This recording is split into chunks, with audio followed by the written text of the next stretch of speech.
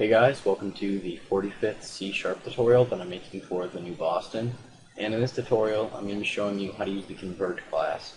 So all you're going to need for this tutorial is a button and a text box. And once you have those on your form, just double click on the button.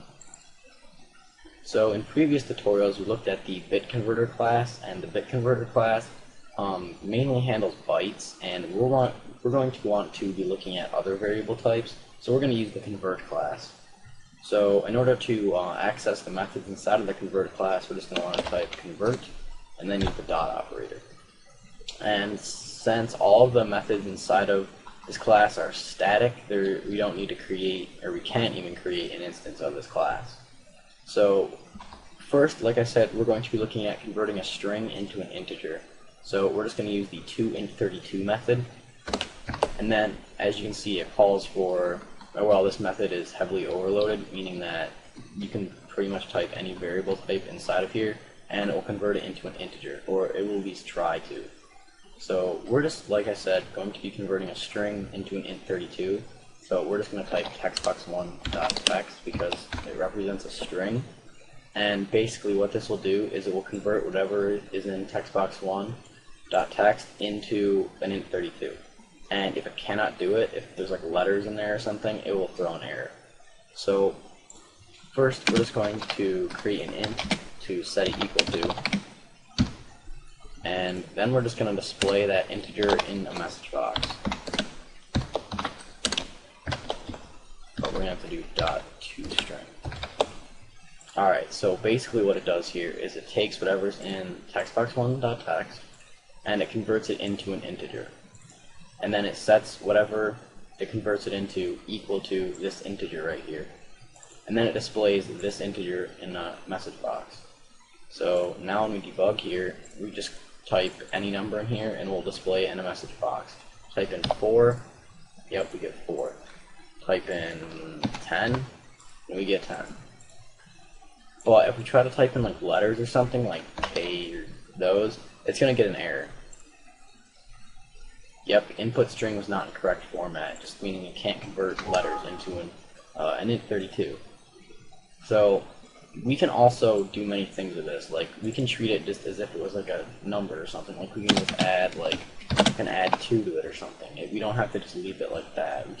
We can treat it as if it was just a number or a variable. So we can just add 2 to it. Type in like 10, we should get 12. Yep. So yeah. Alright, so there are many different methods inside of this convert class, like I said. You can convert pretty much anything into anything, like convert to character. Like if we wanted to do whatever character is in textbox1.text. Now we just want to display this character in a message box. We can do that.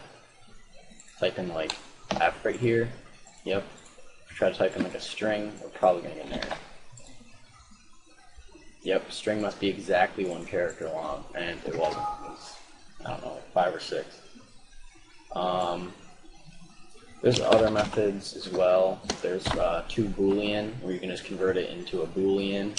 And some of these you may say you're probably never going to use them, like this toBoolean, but you'd be surprised. I thought I would never use this toBoolean, but I ended up using it like a few weeks back.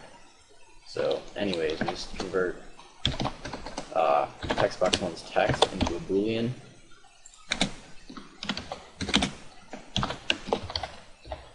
Set equal to that. Display it in a message box. So if we type in true here, we shouldn't get an error. Type in false, we shouldn't get an error.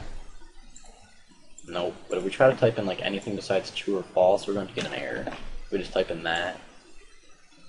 Yeah, string was not recognized as a valid Boolean.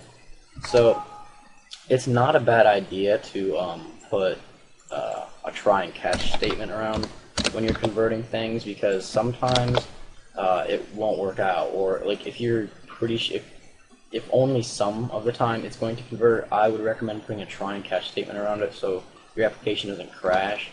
And then you can always just put a message box here saying like